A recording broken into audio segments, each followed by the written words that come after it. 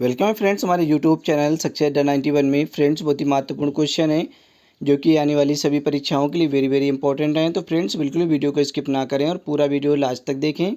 और फ्रेंड्स ये UPPSC staff nurse का 2017 का आया हुआ पेपर है। जो पूछे गए क्वेश्चन थे सभी हमने क्वेश्चन कवर कर दिए हैं और हमने 45 क्वेश्चन मॉर्निंग शिफ्ट में, ठीक है, जो हमने मॉर्निंग में क्लास ली थी उसमें हमने 45 क्वेश्चन 2017 वाले पेपर से पढ़ा दिए हैं, ठीक है। और जो ये क्लास आपकी हम इस समय ले रहे हैं, इस क्लास में हमने 38 क्वेश्चन कवर किए हैं, ठीक है। 48 से 40 क्वेश्चन लगभग कवर किए हैं। तो आइए हम शुरू करते हैं। हमारा फर्स्ट क्वेश्चन आपकी स्क्रीन पर है। राइट आंसर गेस करें, क्या होगा इसका राइट आंसर बताएं। एक बच्चे को ब्रांच बेबी सिंड्रोम के लिए देखना चाहिए जब उसे मिल रही हो, तो बताएं क्या होगा इसका राइट आंसर गेस करें। ऑप्शन आपके स्क्रीन पर है। एक बच्चे को ब्रांच बेबी सिंड्रोम के लिए देखना चाहिए जब उसे मिल रही हो। ऑप्शन आपके स्क्रीन पर हैं, जल्दी से आंसर गेस करें। तो देखिए ऑप्शन सी यहाँ पे आपका राइट होगा, फोटोथेरेपी। ऑप्शन सी यहाँ पे आपका राइट है। अब यहाँ पे आप एक्सप्लेन देख लें। एक बच्चे को ब्रांच बेबी सिंड्रोम, एक बच्चे को ब्रांच बेबी सिंड्रोम के लिए देखना चाहिए, एक बच्चे को ब्रांच बेबी सिंड्रोम के लिए देखना चाहिए जब उसे फोटोथेरेपी मिल रही हो। यह सामान्यतः नवजात शिशु को पीलिया अर्थात जॉन्डिस के उपचार के दौरान होता है, ठीक है। यह सामान्य रूप से नवजात शिशु को पीलिया अर्थात जॉन्डिस के उपचार के दौरान होता है। चलिए हम अगला क्वेश्चन देखते हैं। 2 नंबर आपकी स्क्रीन पर है। राइट आंसर बताएं क्या होगा इसका राइट आंसर गेस करें। निम्नलिखित में से कौन सी अंतर्राष्ट्रीय संस्था भारत में मातृ एवं शिशु स्वास्थ्य कल्याण में सबसे अधिक योगदान कर रही है। बताएं क्या होगा इसका राइट आंसर गेस करें। निम्नलिखित में से कौन सी अंतर्राष्ट्रीय संस्था भारत में मातृ एवं शिशु स्वास्थ्य कल्याण में सबसे अधिक योगदान कर रही है, तो बताएं क्या होगा इसका राइट आंसर गेस करें। तो देखिए यहाँ पे ऑप्शन ए यहाँ पे आपका राइट होगा, यूनिसेफ। ऑप्शन ए आपका राइट है, यूनिसेफ। अब यहाँ पे आप एक्सप्लेन देख लें। यूनिसेफ भारत में मातृ एवं शिशु स्वास्थ्य कल्याण में सबसे अधिक योगदान करने वाली अंतर्राष्ट्रीय संस्था है। चलिए अगला क्वेश्चन देखते हैं। 3 नंबर क्वेश्चन आपके स्क्रीन पर है। राइट आंसर बताएं क्या होगा इसका राइट आंसर गेस करें। नर्सिंग में एथिक्स का क्या अर्थ है। नर्सिंग में एथिक्स का अर्थ क्या है, गेस करें। तो देखिए ऑप्शन बी यहाँ पे आपका राइट होगा, सही व्यवहार के लिए बनाए गए नियम। नर्सिंग में एथिक्स का अर्थ पूछा गया है, तो ऑप्शन बी यहाँ पे आपका राइट है, सही व्यवहार के लिए बनाए गए नियम। यहाँ पे आप एक्सप्लेन देख लें। नर्सिंग में एथिक्स का तात्पर्य नर्सों की नैतिकता से है, जो सही व्यवहार के लिए बनाए गए नियम रूल्स ऑफ करेक्ट बिहेवियर से संबंधित हैं। क्वेश्चन नंबर 4 है आपकी स्क्रीन पर। बताएं क्या होगा इसका राइट आंसर गेस करें। बहुत ही सिंपल क्वेश्चन है, गेस करें। इंटरनेशनल रेड क्रॉस की स्थापना किसने की थी। इंटरनेशनल रेड क्रॉस की स्थापना किसने की थी। तो देखिए ये ऑप्शन डी यहाँ पे आपका राइट होगा, हेनरी ड्यूनेंट ने की थी। इंटरनेशनल रेड क्रॉस की स्थापना जो की थी वो हेनरी ड्यूनेंट ने की थी। अब यहाँ पे आप एक्सप्लेन देख लें।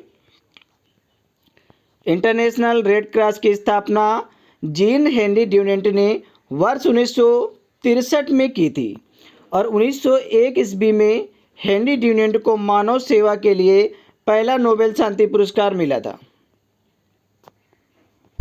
सॉरी गाइज, यहाँ पे 1963 नहीं है, यहाँ पे 1863 है, ठीक है। 1863 है, यहाँ पे गलती से 1963 टाइप हो गया है, ठीक है।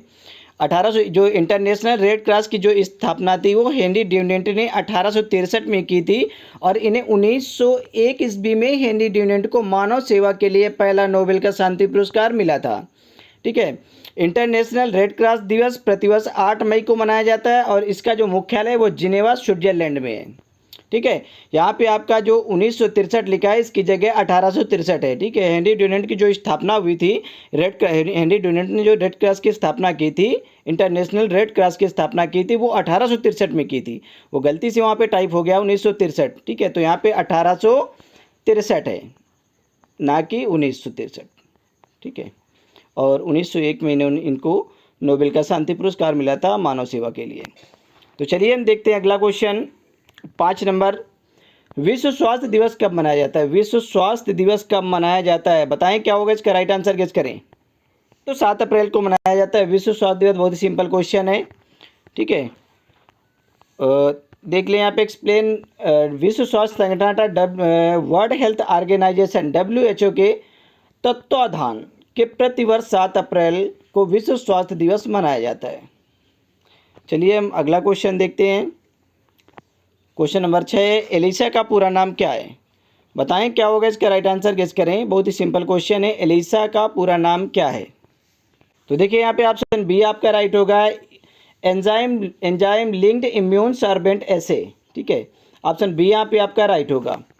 एलिसा का जो पूरा नाम है वो एंजाइम लिंक्ड इम्यून सॉर्बेट एसे है।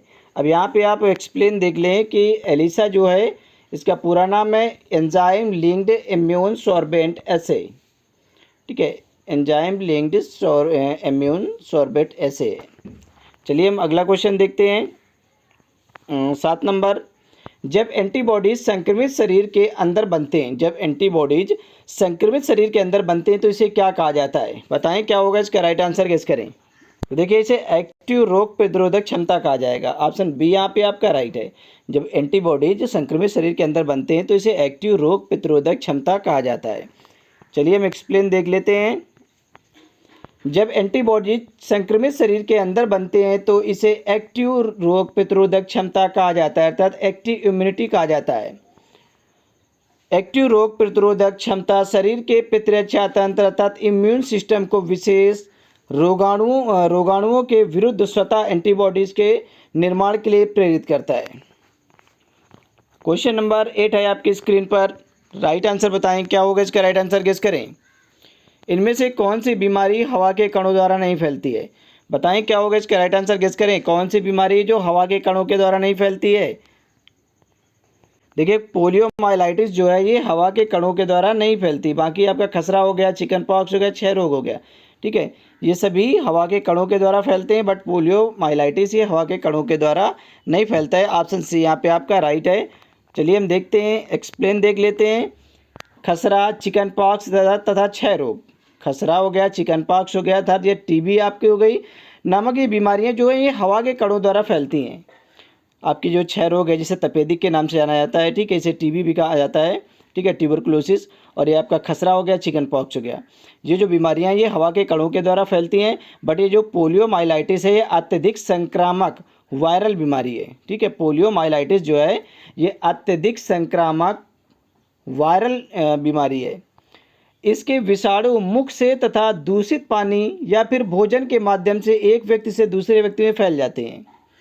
जो आपका पोलियोमाइलाइटिस है, जो इसके जो वायरस होते हैं ये मुख से या फिर दूषित पानी या फिर भोजन के माध्यम से एक व्यक्ति से दूसरे व्यक्ति में फैल जाते हैं। यह बीमारी बच्चों में अधिक होती है, ठीक है। जो आपकी पोलियोमाइलाइटिस है ये बीमारी बच्चों में अधिक होती है तथा इससे तंत्रिका तंत्र प्रभावित होता है, ठीक है, नर्वस सिस्टम आपका प्रभावित होता है। चलिए अगला क्वेश्चन देख लेते हैं। 9 नंबर क्वेश्चन आपकी स्क्रीन पर है, गेस करें क्या होगा इसका राइट आंसर, बताएं। पानी को उबालने से सभी जीवाणु मर जाते हैं केवल एक को छोड़कर। कौन सा जीवाणु है जो पानी के उबालने पर भी नहीं मरता है, जीवित रहता है? तो बताएं क्या होगा इसका राइट आंसर, गेस करें। पानी को उबालने से सभी जीवाणु मर जाते हैं केवल एक को छोड़कर। तो देखिए फंजाई भी मर जाते हैं, बैक्टीरिया मर जाते हैं, प्रोटोजोआ मर जाते हैं, बट स्पोर्स जो होते हैं ये जीवित रहते हैं। तो चलिए हम एक्सप्लेन देख लेते हैं। यहाँ पे स्पोर्स को छोड़कर पानी के उबालने से सभी जीवाणु मर जाते हैं, सभी बैक्टीरिया मर जाते हैं। स्पोर्स प्रायः निष्क्रिय संरचनाएं, जो स्पोर्स हैं प्रायः डॉर्मेंट स्ट्रक्चर्स हैं, ठीक है, तथा प्रतिकूल वातावरण के प्रति इनकी प्रतिरोधकता बहुत अधिक होती है। तो चलिए हम अगला क्वेश्चन देखते हैं। 10 नंबर क्वेश्चन आपकी स्क्रीन पर है, गेस करें क्या होगा इसका राइट आंसर, बताएं। मरीज को अस्पताल में रहते हुए अस्पताल से होने वाला संक्रमण कौन सा है? बताएं, बहुत ही सिंपल क्वेश्चन है, बताएं जल्दी से, गेस करें क्या होगा इसका राइट आंसर। मरीज को अस्पताल में रहते हुए अस्पताल से होने वाले संक्रमण को क्या कहा जाता है? तो देखिए इसे नोसोकोमियल संक्रमण कहा जाता है, इन्फेक्शन कहा जाएगा, ठीक है। ऑप्शन बी यहाँ पे आपका राइट है, ठीक है। चलिए हम एक्सप्लेन देख लेते हैं कि मरीज को अस्पताल में रहते हुए अस्पताल से होने वाला जो संक्रमण है इसे नोसोकोमियल संक्रमण कहा जाता है। चलिए हम अगला क्वेश्चन देख लेते हैं। 11 नंबर आपकी स्क्रीन पर है, राइट आंसर गेस करें क्या होगा इसका राइट आंसर, बताएं। तो क्वेश्चन को पढ़ें, उसके बाद आंसर दें, बताएं क्या होगा इसका राइट आंसर, गेस करें। जीन पियाजे की थ्योरी किस सिद्धांत पर आधारित है? बताएं क्या होगा इसका राइट आंसर। जीन पियाजे की जो थ्योरी है वो किस सिद्धांत पर आधारित है? तो देखिए ये ऑप्शन डी आपका राइट होगा, संज्ञानात्मक विकास पर आधारित है। ऑप्शन डी यहाँ पे आपका राइट है। चलिए हम यहाँ पे एक्सप्लेन देख लेते हैं। जीन पियाजे स्विट्जरलैंड के चिकित्सा मनोवैज्ञानिक थे। जो जीन पियाजे थे ये स्विट्जरलैंड के चिकित्सा मनोवैज्ञानिक थे, जो बाल विकास पर किए गए कार्यों के लिए प्रसिद्ध हैं। जो बाल विकास पर किए गए कार्यों के लिए प्रसिद्ध हैं। जीन पियाजे का सिद्धांत संज्ञानात्मक विकास अर्थात थ्योरी ऑफ कॉग्निटिव डेवलपमेंट पर आधारित है। ठीक है, थ्योरी ऑफ कॉग्निटिव डेवलपमेंट पर आधारित है। जो आपके ये जीन पियाजे का सिद्धांत है ये संज्ञानात्मक विकास अर्थात थ्योरी ऑफ कॉग्निटिव डेवलपमेंट पर आधारित है। अब यहाँ पे हम देखते हैं अगला क्वेश्चन। 12 नंबर क्वेश्चन आपके स्क्रीन पर है, गेस करें क्या होगा इसका राइट आंसर, बताएं। Classical conditioning theory, classical conditioning theory सीखने का प्रतिपादन किसने किया था? बताएं क्या होगा इसका राइट आंसर, गेस करें। तो देखिए ये ऑप्शन बी आपका राइट होगा, इवान पावलोव ने किया था। क्लासिकल कंडीशनिंग जो थ्योरी थी इसको सीखने का प्रतिपादन किया था इवान पावलोव ने। ठीक है, अब यहाँ पे आप एक्सप्लेन देख लें। क्लासिकल कंडीशनिंग थ्योरी, ठीक है, क्लासिकल कंडीशनिंग जो थ्योरी थी इसका प्रतिपादन इवान पावलोव ने किया था। क्वेश्चन नंबर 13 है आपके स्क्रीन पर, राइट आंसर बताएं क्या होगा इसका राइट आंसर, गेस करें। व्यक्तित्व अर्थात पर्सनालिटी मुख्य तौर पर प्रभावित होता है। ठीक है, व्यक्तित्व मुख्य तौर पर प्रभावित होता है। किससे प्रभावित होता है? बातचीत से, हाव भाव से, सामाजिक क्रियाकलापों से या फिर भाषा से, गेस करें। तो देखिए ये सामाजिक क्रियाकलापों से प्रभावित होता है। ऑप्शन सी यहाँ पे आपका राइट होगा। जो व्यक्तित्व है आपका, पर्सनालिटी है, मुझे मुख्य तौर पर सामाजिक क्रियाकलापों से प्रभावित होती है। अब यहाँ पे आप एक्सप्लेन देख लें। व्यक्तित्व अर्थात पर्सनालिटी शब्द लैटिन परसोना, ठीक है, लैटिन परसोना शब्द से बना है। जो व्यक्तित्व है, पर्सनालिटी शब्द जो है वो लैटिन भाषा के परसोना शब्द से बना है, जिसका अर्थ होता है मुखौटा या फिर ओढ़ा गया चेहरा। ठीक है, जिसका अर्थ होता है मुखौटा या फिर ओढ़ा गया चेहरा अर्थात ढका हुआ चेहरा। हालांकि प्रश्नगत सभी विकल्पों से व्यक्तित्व प्रभावित होता है, किंतु मुख्य तौर पर यह सामाजिक क्रियाकलापों से ही प्रभावित होता है। चलिए हम अगला क्वेश्चन देख लेते हैं। 14 नंबर क्वेश्चन आपके स्क्रीन पर है, राइट आंसर गेस करें क्या होगा इसका राइट आंसर, बताएं। मौखिक बातचीत या फिर शारीरिक हमले या दोनों के द्वारा क्रोधी बर्ताव की अभिव्यक्ति या प्रदर्शन कहलाता है। बताएं क्या होगा इसका राइट आंसर, गेस करें। मौखिक बातचीत या शारीरिक हमले या फिर दोनों के द्वारा क्रोधी बर्ताव की अभिव्यक्ति का प्रदर्शन क्या कहलाता है? तो देखिए यहाँ पे ऑप्शन सी आपका राइट होगा, आक्रामकता कहलाता है। ऑप्शन सी आपका राइट होगा। अगला क्वेश्चन है, चलिए पहले एक्सप्लेन देख लें। मौखिक बातचीत अर्थात वर्बल डायलॉग या शारीरिक हमले फिजिकल असॉल्ट या दोनों के द्वारा क्रोधी बर्ताव की अभिव्यक्ति या प्रदर्शन आक्रामकता, ठीक है, अग्रेशन कहलाता है। हालांकि कुछ व्यक्ति इस तरह की अभिव्यक्ति रक्षात्मक प्रतिक्रिया डिफेंस मैकेनिज्म के रूप में अपनाने का प्रयत्न करते हैं। तो देखिए इसे अच्छे से पढ़ लें और स्क्रीनशॉट भी ले लें, अपना आराम से इसे नोट्स भी बनाते चलें। चलिए हम अगला क्वेश्चन देखते हैं, क्योंकि क्वेश्चन ज़्यादा है, टाइम कम है। दहेज प्रथा उन्मूलन अधिनियम किस वर्ष दिया गया? बताएं क्या होगा इसका राइट आंसर, गेस करें। दहेज प्रथा उन्मूलन अधिनियम किस वर्ष दिया गया था? तो देखिए 1961 में दिया गया था। ऑप्शन ए यहाँ पे आपका राइट होगा, 1961।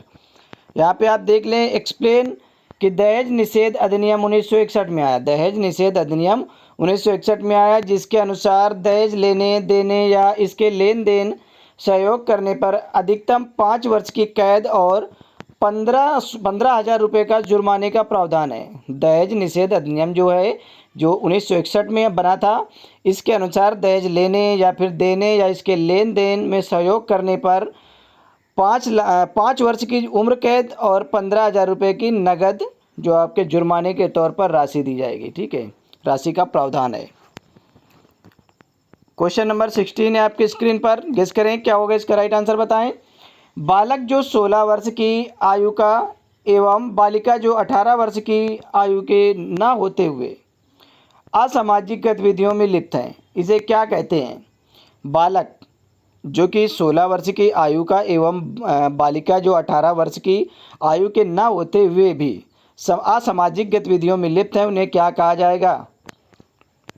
तो देखिए इसे अल्पवयस्क अपराध कहा जाएगा, प्रवृत्ति कहा जाएगा। ठीक है, ऑप्शन डी यहाँ पे आपका राइट होगा, अल्पवयस्क अपराध। ठीक है, अगर एक भाषा में का बात की जाए तो प्रवृत्ति कहा जाएगा। ठीक है, ऑप्शन डी यहाँ पे आपका राइट है। यहाँ पे एक्सप्लेन देख लें, बालक जो 16 वर्ष की आयु एवं एक बालिका है जो 18 वर्ष की आयु के न होते हुए भी असामाजिक गतिविधियों में लिप्त पाए गए हैं या लिप्त हैं, तो इसे अल्पवयस्क अपराध या फिर जुवेनाइल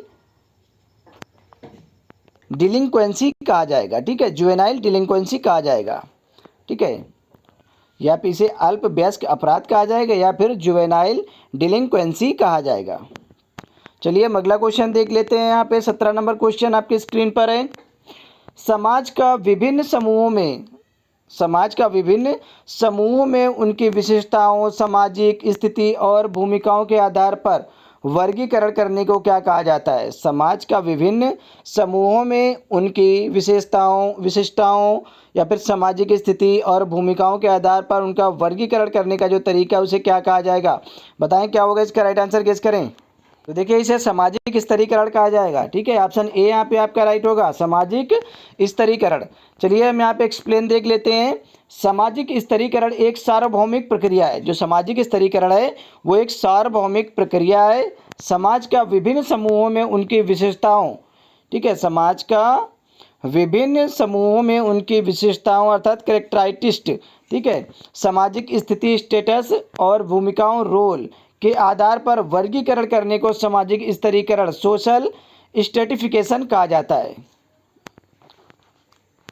चलिए हम अगला क्वेश्चन देखते हैं। 18 नंबर क्वेश्चन आपकी स्क्रीन पर है। राइट आंसर बताएं क्या होगा इसका राइट आंसर, गेस करें। अस्पतालों के लिए प्रतिदिन प्रति व्यक्ति पानी की आवश्यकता कितनी होती है? देखिए बहुत ही अच्छा क्वेश्चन है, गेस करें यहाँ पे क्या होगा इसका राइट आंसर बताएं। अस्पतालों के लिए प्रतिदिन प्रति व्यक्ति पानी की आवश्यकता कितनी होती है? तो देखिए वैसे तो इनमें कोई भी ऑप्शन सही नहीं है। ठीक है, जो ये ऑप्शन दिए हैं आपके इनमें से कोई भी ऑप्शन सही नहीं है।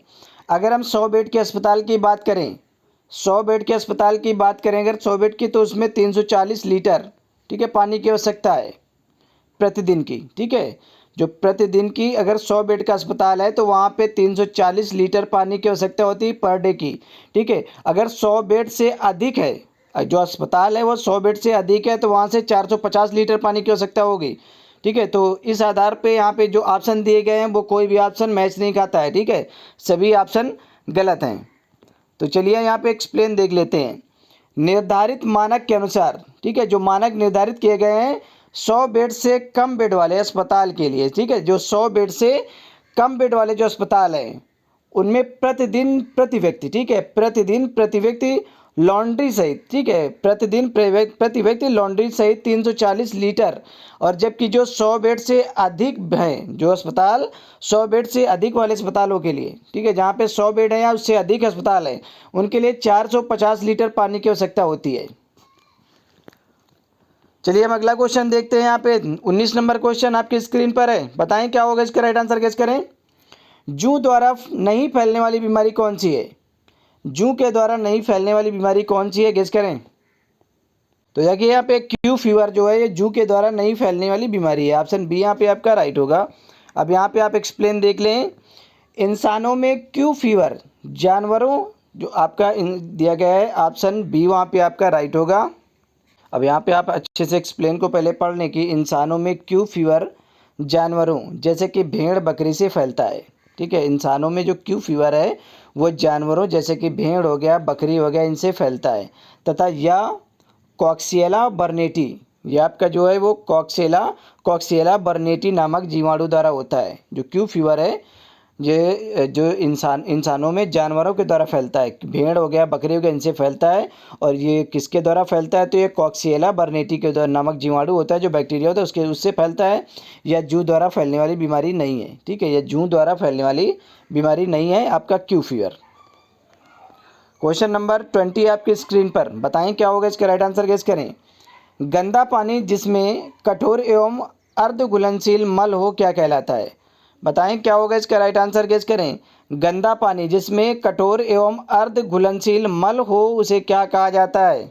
क्या उसे सीवेज कहा जाएगा। ऑप्शन बी सॉरी ए यहाँ पे आपका राइट होगा, सीवेज कहा जाएगा। एक्सप्लेन देख लें। गंदा पानी जिसमें कठोर एवं अर्ध घुलनशील मल हो उसे सीवेज कहा जाता है। क्वेश्चन नंबर यहाँ पे 21 है आपकी स्क्रीन पर। राइट आंसर बताएं क्या होगा इसका राइट आंसर, गेस करें। ध्वनि प्रदूषण से स्वास्थ्य के लिए प्रतिकूल प्रभावों में निम्न में से कौन सा नहीं है? बताएं क्या होगा इसका राइट आंसर, गेस करें। ध्वनि प्रदूषण से स्वास्थ्य के लिए प्रतिकूल प्रभावों में निम्न में से कौन सा नहीं है? देखिए यहाँ पे ऑप्शन डी आपका राइट होगा, अत्यधिक निद्रा। ठीक है, ऑप्शन डी यहाँ पे राइट होगा। अब यहाँ पे आप एक्सप्लेन देख लें। ध्वनि प्रदूषण के कारण रक्तचाप में वृद्धि हो जाती है। ध्वनि प्रदूषण के कारण क्या होता है कि रक्तचाप में वृद्धि हो जाती है, उत्तेजना एकाग्रता में कमी आ जाती है, बहरापन भी हो जाता है, हृदय रोग भी होता है, मानसिक तनाव होता है, निद्रा में कमी आ जाती है तथा अल्सर जैसे रोग हो जाते हैं।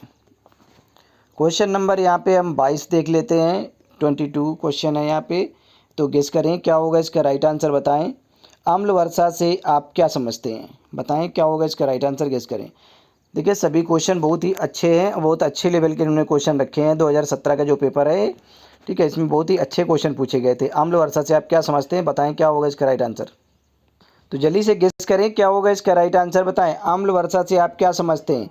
तो देखिए यहाँ पे जो ऑप्शन दिए गए हैं उनके अनुसार अगर बात की जाए तो यहाँ पे कोई भी ऑप्शन राइट नहीं होगा, बट अगर थोड़ा सा दिमाग लगाएं आप तो यहाँ पे आपका बी राइट हो सकता है। ठीक है, क्योंकि वर्षा जल की जो पीएच मान होता है, ठीक है, अम्ल वर्षा का जो पीएच मान होता है तो उसका पीएच मान अगर 5.6 से कम है तो वहाँ पे आपका अम्ल वर्षा माना जाएगा उसे। ठीक है, अगर यहाँ पे जैसे 4.2 हो जाए या 4.4 हो जाए, ठीक है, अगर 5.6 से कम हो जाती है तो उसे अम्ल वर्षा माना जाएगा। ठीक है, इस आधार पे हम ऑप्शन बी को राइट मान सकते हैं, बट यहाँ पे राइट कोई भी नहीं है। ठीक है, तो चलिए हम एक्सप्लेन देख लेते हैं। जेरा एक्सप्लेन।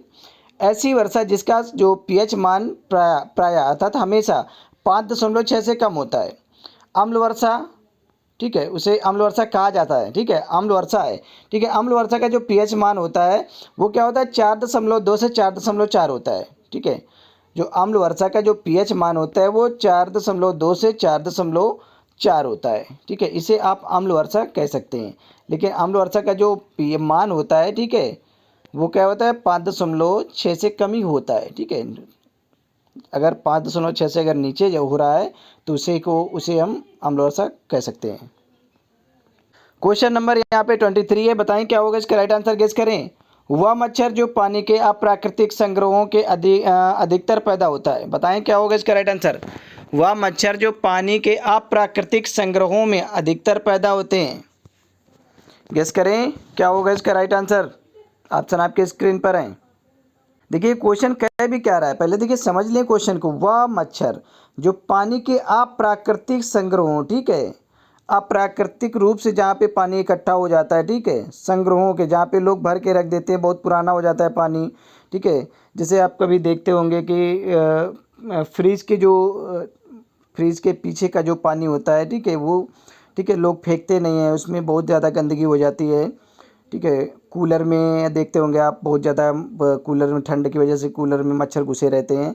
ठीक है, जो अप्राकृतिक स्रोत होते हैं जहाँ पे पानी इकट्ठा रहता है, प्राकृतिक रूप से इकट्ठा होता है, वहाँ पे क्या होता है कि बहुत अधिक मच्छर पैदा होते हैं। तो अब यहाँ पे ये बताना है कि कौन से मच्छर पैदा होते हैं जहाँ पे अप्राकृतिक संग्रह होता है पानी का। देखिए लोग कई तरीके से, मतलब जो अप्राकृतिक स्रोत होते हैं पानी के वो कई तरीके से भी हो सकते हैं। ठीक है, ज़रूरी नहीं कि जो मैंने फ्रिज बताया, जैसे फ्रिज के पीछे पानी भर जाता है या कूलर में होता है, ठीक है, यही नहीं हो सकता, और भी कई तरीके हैं। ठीक है, तो वहाँ पे क्या होता है, अधिकतर मच्छर जो पैदा होते हैं वो कौन से, एडीज मच्छर पैदा होते हैं। ठीक है, ऑप्शन सी यहाँ पे आपका राइट होगा। अब यहाँ पे हम देख लेते हैं एक्सप्लेन इसका। एडीज मच्छर की कुछ प्रजातियाँ, ठीक है, जो एडीज मच्छर इनकी कुछ प्रजातियाँ हैं, जैसे कि एडीज एल्बोपिक्टस, एडीज एल्बोपिक्टस पानी के अप्राकृतिक संग्रहों में अधिकतर पैदा होते हैं। ठीक है, जो ये प्रजाति है ये पानी के अप्राकृतिक जो संग्रह होते हैं जहाँ पे पानी इकट्ठा होता है वहाँ पे अधिकतर पैदा होते हैं। एडीज एल्बोपिक्टस को टाइगर मच्छर के नाम से जाना जाता है। ठीक है, आपने सुना होगा, ठीक है। टाइगर मच्छर किसे कहा जाता है, ठीक है। तो टाइगर मच्छर एडीज एल्बोपिक्टस को ही टाइगर मच्छर के नाम से जाना जाता है, जो पीत ज्वर के लिए जिम्मेदार होता है, ठीक है। जो पीत ज्वर, डेंगू ज्वर, चिकनगुनिया जैसे रोगों के कारण विषाणु का वाहक होता है, ठीक है। इससे पीत ज्वर हो जाता है, डेंगू और चिकनगुनिया वगैरह हो जाते हैं। तो चलिए हम अगला क्वेश्चन देख लेते हैं। यहाँ पे 24 नंबर क्वेश्चन आपकी स्क्रीन पर है। क्वेश्चन को पढ़ें, उसके बाद आंसर दें, ठीक है। जल्दबाजी बिल्कुल भी ना करें। पानी का क्लोरीनीकरण पानी का क्लोरीनीकरण करते समय एक ऐसा बिंदु होता है जबकि पानी की क्लोरीन की आवश्यकता पूरी हो जाती है, ऐसे बिंदु को क्या कहा जाता है? पानी का क्लोरीनीकरण करते समय एक ऐसा बिंदु होता है जबकि पानी की क्लोरीन की आवश्यकता पूरी हो जाती है, ऐसे बिंदु को क्या कहा जाता है? तो देखिए यहाँ पे ऑप्शन ए आपका राइट होगा, ब्रेक पॉइंट क्लोरीनेशन, ठीक है। ऑप्शन ए यहाँ पे आपका राइट होगा। अब यहाँ पे आप एक्सप्लेन देख लें। पानी का क्लोरीनीकरण करते समय एक ऐसा बिंदु होता है जब पानी की क्लोरीन की आवश्यकता पूरी हो जाती है, ऐसे बिंदु को ब्रेक पॉइंट कहा जाता है, ठीक है। ब्रेक पॉइंट क्लोरीनेशन कहा जाता है, ठीक है। ब्रेक पॉइंट क्लोरीनेशन कहा जाता है। चलिए अगला क्वेश्चन देखते हैं हम। 25 नंबर क्वेश्चन है आपकी स्क्रीन पर। गेस करें क्या होगा, इसका राइट आंसर बताएं। मल मूत्र के उचित निपटारा न करने से मल मूत्र के उचित निपटारा न करने से निम्न विधियों द्वारा बीमारी फैलती है, एक को छोड़कर। बताएं यहाँ पे क्या होगा, इसका राइट आंसर गेस करें। ऑप्शन आपके स्क्रीन पर है। तो देखिए यहाँ पे ऑप्शन डी आपका राइट होगा, दूषित हवा, ठीक है। अब यहाँ पे हम एक्सप्लेन देख लेते हैं कि मानव मल मूत्र बीमारियों के संक्रमण का एक ऐसा स्रोत है। मानव मल मूत्र बीमारियों के संक्रमण का एक स्रोत है। यदि इसका उचित निपटारा ना किया जाए तो मानव स्वास्थ्य को विभिन्न प्रकार का खतरा उत्पन्न हो सकता है, जो दूषित जल, दूषित खाद्य पदार्थ और दूषित मिट्टी के माध्यम से फैलता है। क्वेश्चन नंबर हम यहाँ पे देख लेते हैं। 26 नंबर क्वेश्चन आपकी स्क्रीन पर है। चलिए क्वेश्चन को पढ़ें, उसके बाद आंसर दें। निम्न की पानी में अधिकता से त्वचा का पिगमेंटेशन, मेलानोसिस एवं बहुत ज़्यादा केरेटोसिस हो जाता है। बताएं क्या होगा, इसका राइट आंसर गेस करें। निम्न की पानी में अधिकता से, किसकी पानी में अधिकता से त्वचा का पिगमेंटेशन, मेलानोसिस एवं बहुत ज़्यादा केरेटोसिस हो सकता है? देखिए ऐसा तब होता है जब आर्सेनिक की अधिकता हो जाती है। पानी में किसकी अधिकता हो जाती है? आर्सेनिक की। तो चलिए हम अगला यहाँ पे पहले हम एक्सप्लेन देख लें। पेयजल अर्थात ड्रिंकिंग वाटर के रूप में आर्सेनिक से संक्रमित जल के अधिक प्रयोग से त्वचा का पिगमेंटेशन, मेलानोसिस एवं बहुत ज़्यादा केरोटिसिस हो सकता है। अगला क्वेश्चन है 27 नंबर क्वेश्चन आपकी स्क्रीन पर है। गेस करें क्या होगा, इसका राइट आंसर बताएं। निम्न गैर सरकारी संस्थान ने भुगतान एवं उपयोग करे निम्न गैर सरकारी संस्थान ने भुगतान एवं उपयोग करे शौचालयों का निर्माण एवं रख रखाव अस्थायी आबादी या बस स्टैंड, बाजार एवं पार्क जैसे स्थानों के लिए किया है। तो बताएं इसे क्या कहा जाएगा, गेस करें यहाँ पे क्या होगा, इसका राइट आंसर बताएं। निम्न गैर सरकारी संस्था ने, ठीक है, संस्था ने भुगतान एवं उपयोग करें शौचालयों को निर्माण एवं रख रखाव अस्थायी आबादी या बस स्टैंड, बाजार एवं पार्क जैसे स्थानों के लिए किया है। तो देखिए इसे सुलभ इंटरनेशनल, ठीक है। ऑप्शन बी यहाँ पे आपका राइट है, इसे सुलभ इंटरनेशनल कहा जाएगा। अब यहाँ पे आप एक्सप्लेन देख लें। सुलभ इंटरनेशनल ने भुगतान एवं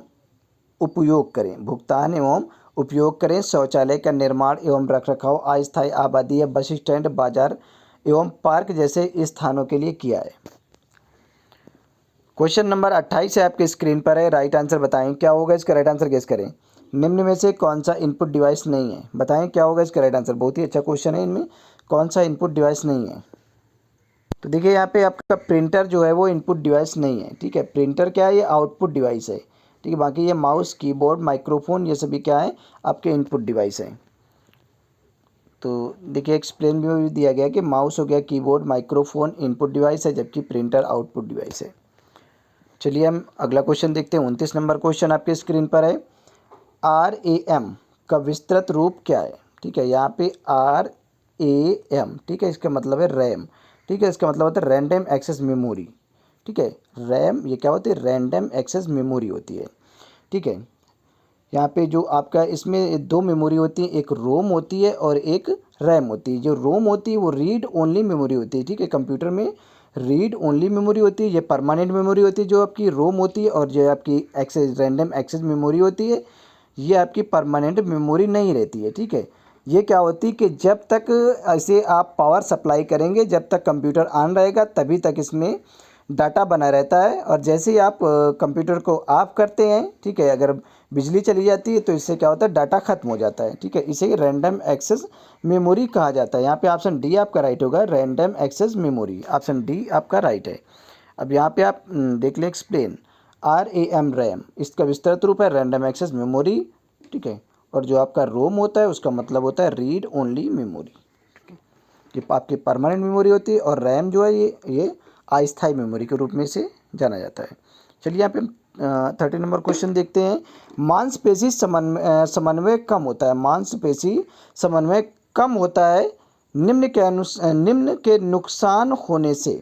बताएं क्या होगा इसका राइट आंसर। मांसपेशी समन्वय कम होता है निम्न के नुकसान होने से। तो यहाँ देखिए ऑप्शन डी यहाँ पे आपका राइट होगा, सेरिबेलम के नुकसान होने से ऐसा होता है। अब यहाँ पे आप एक्सप्लेन देख लें। सेरिबेलम प्रमस्तिष्क, सेरेब्रम, जो सेरिबेलम है यह आपके प्रमस्तिष्क तथा सेरेब्रम के बाद मस्तिष्क का दूसरा सबसे बड़ा भाग है। यह तितली की आकृति का दिखाई देता है, यह तितली की आकृति का दिखाई देता है। इसके क्षतिग्रस्त होने से मांसपेशी समन्वय, ठीक है, अर्थात जो आपका मसल्स कोऑर्डिनेशन तथा संतुलन की क्रिया बाधित होती है। क्वेश्चन नंबर यहाँ पे हम 31 नंबर देख लेते हैं, आपकी स्क्रीन पर है। गेस करें क्या होगा इसका राइट आंसर। देखिए सत्य कथन की जांच करनी है। यहाँ पे कौन सा कथन सत्य है, निम्न में से कौन सा कथन सत्य है उसकी पहचान करें। बताएं यहाँ पे क्या होगा इसका राइट आंसर, गेस करें। तो देखिए यहाँ पे सत्य कथन की अगर पहचान करने की बात की गई तो यहाँ पे ऑप्शन ए ही आपका राइट होगा। अल्ना रेडियस से बड़ी होती है। ठीक है, जो आपकी अल्ना है वो रेडियस से बड़ी होती है। अब यहाँ पे आप एक्सप्लेन देख लें। ठीक है, रेडियस और अल्ना, ठीक है, रेडियस और अल्ना क्या है, ये अग्रबाहु, ठीक है, फोर आर्म की दो परस्पर सटी हुई लंबी अस्थियां हैं। जो आपके रेडियस हो गई और अल्ना हो गई, ये अग्रबाहु अर्थात फोर आर्म की दो परस्पर सटी हुई लंबी अस्थियां हैं जो एक और कलाई, ठीक है, रिस्ट से तथा दूसरी ओर कोहनी अर्थात एल्बो से जुड़ी होती हैं। क्वेश्चन नंबर 32 है आपकी स्क्रीन पर। बताएं क्या होगा इसका राइट आंसर, गेस करें। किसी रक्त वाहिका दीवार के कमजोर हिस्से में उभार आने पर एक थैली सा बन जाता है, उसे क्या कहा जाता है। बताएं क्या होगा इसका राइट आंसर, गेस करें। ऑप्शन आपकी स्क्रीन पर है। किसी रक्त वाहिका दीवार के कमजोर हिस्से में उभार आने पर एक थैली सा बन जाता है, उसे क्या कहा जाता है। तो देखिए इसे एन्यूरिज्म कहा जाएगा। ऑप्शन बी आपका राइट होगा, इसे एन्यूरिज्म कहा जाएगा। अब यहाँ पे आप एक्सप्लेन देख लें कि किसी रक्त वाहिका दीवार, ठीक है, एट्रियल वॉल, ठीक है, किसी रक्त वाहिका दीवार के कमजोर हिस्से में उभार आने पर एक थैली, ठीक है, सैक सा बन जाएगा, जिसे एन्यूरिज्म कहा जाता है। तो देखिए अगला क्वेश्चन है, 33 नंबर क्वेश्चन है। बताएं क्या होगा इसका राइट आंसर, गेस करें। क्वेश्चन को पढ़ें उसके बाद ये आंसर दें, जल्दबाजी बिल्कुल भी ना करें। मस्तिष्क के किस भाग से सेरिब्रोस्पाइनल द्रव का स्रावण होता है। बताएं क्या होगा इसका राइट आंसर। मस्तिष्क के किस भाग से सेरिब्रोस्पाइनल द्रव का स्रावण होता है। तो देखिए यहाँ पे ऑप्शन ए राइट होगा, मस्तिष्क के कोरोइड फ्लेक्सस से। ऑप्शन ए पे आपका राइट होगा, मस्तिष्क के कोरोइड फ्लेक्सस से। अब यहाँ पे आप एक्सप्लेन देख लें। सेरेब्रोस्पाइनल द्रव, सेरेब्रोस्पाइनल फ्लूइड मस्तिष्क के कोरोइड फ्लेक्सस से स्रावित होता है तथा इसके प्रतिरक्षात्मक सुरक्षा में सहयोग प्रदान करता है। चलिए हम अगला क्वेश्चन देख लेते हैं। यहाँ पे 34 नंबर क्वेश्चन है आपकी स्क्रीन पर। इनमें से सभी रक्त में पाए जाने वाले प्लाज्मा प्रोटीन है एक को छोड़कर।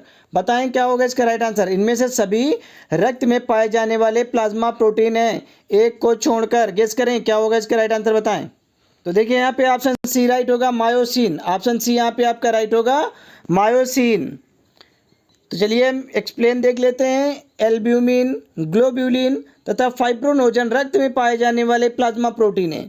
एल्ब्यूमिन हो गया आपका, ग्लोब्यूलिन तथा आपका फाइब्रोनोजिन रक्त में पाए जाने वाली ये प्रोटीन है, जबकि मायोसिन ये मांसपेशियों में पाया जाने वाला प्रोटीन है। जो मायोसिन है ये मांसपेशियों में प्रोटीन पाया जाता है, जबकि जो एल्ब्यूमिन, ग्लोब्यूलिन और आपका फाइब्रोनोजिन है ये रक्त में पाया जाता है। ठीक है, पाया जाने वाला एक प्रकार का प्रोटीन है। चलिए हम अगला क्वेश्चन देख लेते हैं। 35 नंबर क्वेश्चन आपकी स्क्रीन पर है। राइट आंसर बताएं क्या होगा इसका। राइट आंसर गेस करें, क्वेश्चन को पढ़ें उसके बाद आंसर दें। निम्न में से सभी हड्डियां पाई जाती हैं, सभी हड्डियां हाथ में पाई जाती हैं एक को छोड़कर। बताएं, बहुत ही अच्छा क्वेश्चन है। ठीक है, एनाटॉमी एंड फिजियोलॉजी संबंधित क्वेश्चन है। जो पहले क्वेश्चन अभी आपने पढ़ा था वो भी क्वेश्चन एनाटॉमी एंड फिजियोलॉजी संबंधित था। तो जल्दी से बताएं। देखिए बहुत से क्वेश्चन है जो एनाटॉमी एंड फिजियोलॉजी से आए हुए हैं। ठीक है, 2017 के यूपी पीसीएस का ये पेपर है। ठीक है, सेम वही क्वेश्चन है। तो एनाटॉमी एंड फिजियोलॉजी को आप हल्के में ना लें। ठीक है, उसको भी पढ़ते रहें। निम्न में से सभी हड्डियां हाथ में पाई जाती हैं केवल एक को छोड़कर। कौन सी हड्डियां है? देखिए जो हड्डियां हाथ में पाई जाती हैं उनको छोड़कर एक हड्डी है। ठीक है, अब कौन सी हड्डी ऐसी है जो हाथ में नहीं पाई जाती है? तो देखिए यहाँ पे अल्टरनेट हो गए हैं, ऑप्शन अल्टरनेट हो गए हैं। देखिए यहाँ पे ऑप्शन सी आपका राइट हो गया, कैल्केनियम। ठीक है, जो कैल्केनियम हड्डी है ये आपके हाथ में नहीं पाई जाती है। ठीक है, ये आपके पैर में पाई जाती है। ठीक है, कैल्केनियम हड्डी, ठीक है, एड़ी में पाई जाने वाली हड्डी है। चलिए यहाँ पे देख लेते हैं एक्सप्लेन। जो आपकी कैल्केनियम पैर के हिस्से की एड़ी की हड्डी है। ठीक है, पैर के हिस्से की एड़ी की हड्डी है जो ये कैल्केनियम है। अब यहाँ पे हम अगला क्वेश्चन देख लेते हैं। 36 नंबर क्वेश्चन आपकी स्क्रीन पर है। जब उत्तल सतह अवतल सतह से फिट हो जाए, जब उत्तल सतह अवतल सतह से फिट हो जाए तो यह क्या कहलाती है? बताएं क्या होगा इसका। राइट आंसर गेस करें। ऑप्शन आपकी स्क्रीन पर है। तो देखिए इसे हिंज कहा जाएगा। ऑप्शन सी यहाँ पे आपका राइट होगा, इसे हिंज कहा जाएगा। चलिए यहाँ पे हम एक्सप्लेन देख लेते हैं। जब किसी अस्थि का उत्तल सतह, ठीक है, जब किसी अस्थि का उत्तल सतह तथा कन्वेक्स सरफेस दूसरी अस्थि के अवतल सतह कनकेव सरफेस से फिट हो जाए तो इस प्रकार के जोड़ को हिंज जोड़ अर्थात हिंज जॉइंट कहा जाता है। ऐसा जोड़ प्रायः कोहनी अर्थात एल्बो, टखना, एंकल तथा अंगुलियों के पोरों के मध्य देखने को मिलता है। चलिए हम अगला क्वेश्चन देख लेते हैं। 37 नंबर क्वेश्चन है आपकी स्क्रीन पर है। बताएं देखिए मानव रक्त का पीएच मान क्या है? बहुत ही सिंपल क्वेश्चन पूछे गए, टफ भी क्वेश्चन पूछे गए। ठीक है, तो पेपर एवरेज आया था 2017 का। तो बताएं क्या होगा इसका। राइट आंसर गेस करें। मानव रक्त का पीएच मान कितना होता है? तो देखिए यहाँ पे ऑप्शन सी राइट होगा 7.4। ऑप्शन सी राइट होगा यहाँ पे 7.4। अब यहाँ पे आप एक्सप्लेन देख लें कि मानव रक्त का जो पीएच मान होता है 7.35 से, ठीक है, 4 पॉइंट यहाँ पे 7.45 होता है। ठीक है, इसके मध्य में होता है। 7.35 से 7.45 के मध्य होता है। एसिडोसिस, ठीक है, एसिडोसिस एवं एल्कालोसिस से पीड़ित रोगियों का पीएच स्तर इस सीमा से बाहर होता है। क्वेश्चन नंबर देखिए लास्ट क्वेश्चन है हमारा 38 नंबर आपकी स्क्रीन पर है। बताएं क्या होगा इसका। राइट आंसर गेस करें। एरोबिक श्वसन द्वारा किया जाता है। बताएं क्या होगा इसका। राइट आंसर गेस करें। एरोबिक श्वसन द्वारा किया जाता है, गेस करें। तो देखिए यहाँ पे आपका ऑप्शन डी यहाँ पे आपका राइट होगा, माइट्रोकांडिया। एरोबिक श्वसन माइट्रोकांडिया द्वारा किया जाता है। ठीक है, जो आपका ऑप्शन डी यहाँ पे आपका राइट होगा। एरोबिक श्वसन है जो ये माइट्रोकांडिया के द्वारा किया जाता है। अब यहाँ पे आप एक्सप्लेन देख लें कि वायवीय श्वसन, एरोबिक रेस्पायरेशन वह श्वसन है जिसमें ऑक्सीजन प्रयोग होती है। वायवीय श्वसन पौधों के साथ जंतुओं में भी होता है। ठीक है, कोशिकाओं में वायवीय श्वसन का महत्वपूर्ण भाग माइटोकांड्रिया में संपन्न होता है। वायवीय श्वसन का जो महत्वपूर्ण भाग होता है वो माइटोकांड्रिया में संपन्न होता है।